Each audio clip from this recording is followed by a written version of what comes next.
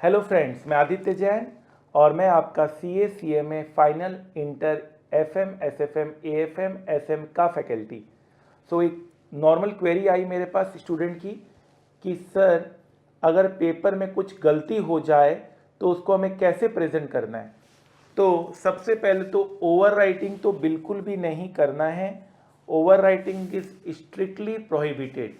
यहाँ पर अगर आपका कुछ गलती हो रहा है तो आप उस केस में ओवर राइटिंग बिल्कुल नहीं करेंगे। आप देख पा रहे हैं यहाँ पे स्क्रीन में स्टूडेंट ने किस तरह से यहाँ पर ओवर राइटिंग की है।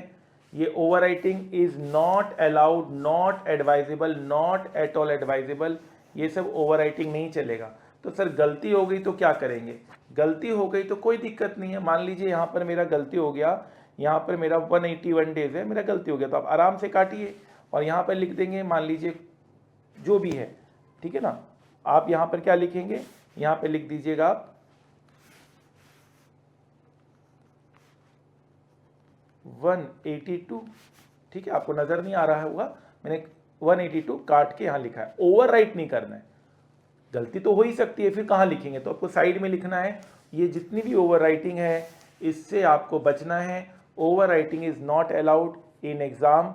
इससे आपका इंप्रेशन भी नहीं सही पड़ता है और एग्जामिनर को समझ में भी नहीं आता है। आपको समझ में आ जाता है, कभी कभी होता है ना, हमारी हैंड राइटिंग हमें तो समझ में आ जाती है, बाकी लोगों को समझ में नहीं आती है। और ओवर राइटिंग के चक्कर में तो फिर और भी चीज़ें खराब हो सकती है।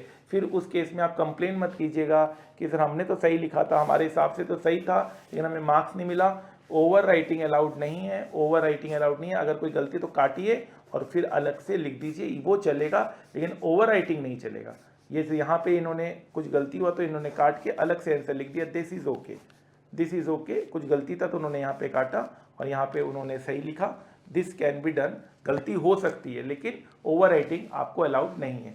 इस इंपॉर्टेंट एग्जामिनेशन की बात का आप ध्यान रखेंगे और अपने एग्जाम में बहुत अच्छा प्रेजेंटेशन करेंगे, क्योंकि कहीं ना कहीं मार्क्स प्रेजेंटेशन के तो एज नहीं मिलते हैं, सही और गलत ही होता है आंसर तो, लेकिन अगर आप अच्छा प्रेजेंट करके अपने आंसर्स को लिखेंगे तो कहीं ना कहीं इंप्रेशन जमता है और ये सुनने में और देखने में मिलता है कि वो बच्चा दूसरे से एक एडवांटेजियस पोजीशन में रहता है। तो अपनी प्रेजेंटेशन को अच्छे से रखना है, ओवर राइटिंग हमें अवॉइड करना है। Thank you so much. I hope ये छोटा सा इंफॉर्मेशन आपके लिए काफ़ी काम आएगा और अपने एग्जाम में आप 100% मार्क्स सिक्योर करेंगे।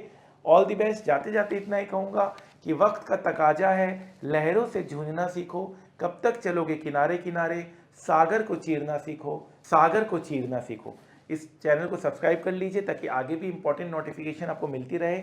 और जितने भी आपके exam related important soft copy notes हैं वो मैंने ग्रुप में पोस्ट कर दिए हैं, आप उसे जरूर रेफर कीजिएगा। उससे आपकी जो प्रिपरेशन है और उसमें चार चांद लग जाएगी, चाहे वो इंपॉर्टेंट थ्योरी क्यों ना हो, important formula, important practical questions, important MCQ questions, तो सारे आपको मेरे ग्रुप में फ्री ऑफ कॉस्ट मिल जाएंगे। Thank you so much.